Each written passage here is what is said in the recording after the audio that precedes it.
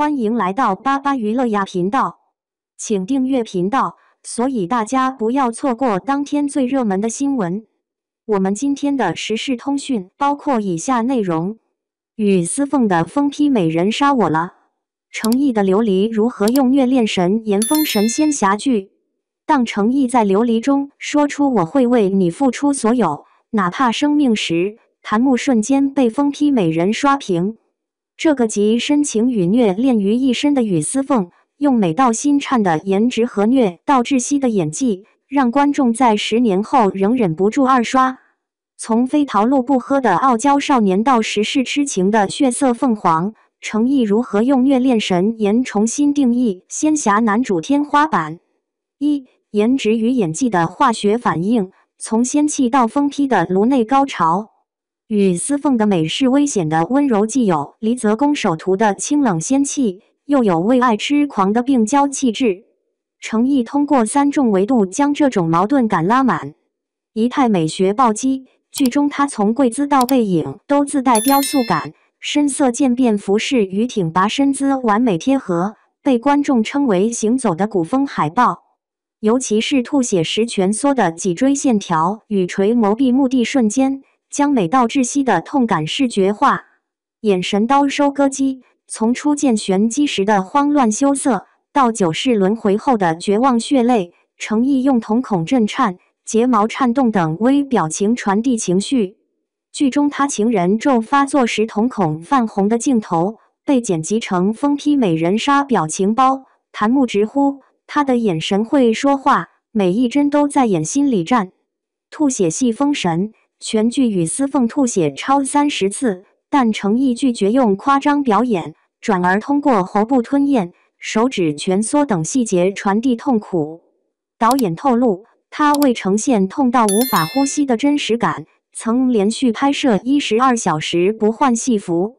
观众感慨，他的吐血不是表演，是用身体写诗。2. 虐恋桥段的极致美学，从小打小闹到时事血泪的颅内过山车。琉璃的虐恋设计堪称美学暴击，而程毅的演绎让这种虐感直击人心。小撩机反向攻略，玄机的无心撩拨让丝凤从街宝傲娇到小鹿乱撞，程毅用捂胸口、侧头躲避等动作展现少年情愫。剧中他被玄机亲脸时慌乱后退的镜头，被粉丝称为纯欲天花板。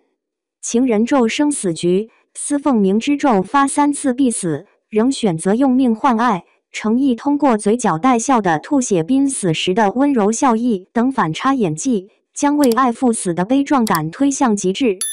知乎网友分析，他让虐恋不再是狗血，而是宿命的失意。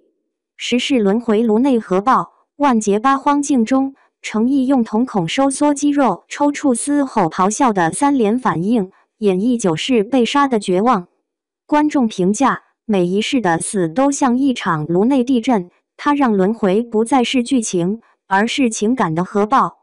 3. 角色深度的人性解剖，从胜负到赌徒的灵魂撕裂。雨丝凤的疯批感源于角色内核的复杂性，程毅用表演剖开这种矛盾。胜负是付出，他像神明般守护玄机，却从不强求回报。剧中为挡刀而碎成金鳞的名场面，程毅设计了羽毛飘落时的微笑细节，将牺牲的悲壮感与守护的欣慰感融合。赌徒是痴情，明知十世九死，仍选择梭哈最后一世。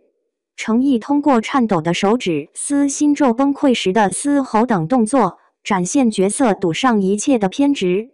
豆瓣热评，他演的不是恋爱脑，而是用生命写诗的赌徒。自卑者的救赎，原生家庭的抛弃与种族歧视，让丝凤在深情与自卑间挣扎。程毅用低头躲避玄机目光受伤时的自我封闭等细节，让观众看到疯批美背后的脆弱。4. 观众情绪的时代共振，当代年轻人的病娇美学狂欢。雨丝凤的爆火暗合了 Z 世代对极致情感的渴求。反传统男主的叛逆，拒绝霸道总裁套路，用被撩到失控的少年感打破审美疲劳。B 站2创区疯传他被玄机按头亲的混剪，弹幕刷屏，这才是真恋爱脑。虐恋美学的共鸣，在速食爱情盛行的时代，司凤的时事痴情成了情感稀缺的隐喻。小红书热帖，它让我相信，有些爱真的可以跨越生死。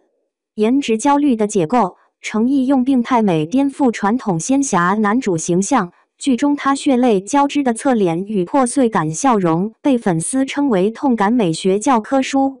当疯批美人成为时代情绪出口，在仙侠剧审美疲劳的当下，琉璃用与司凤的虐恋神颜撕开了新天地。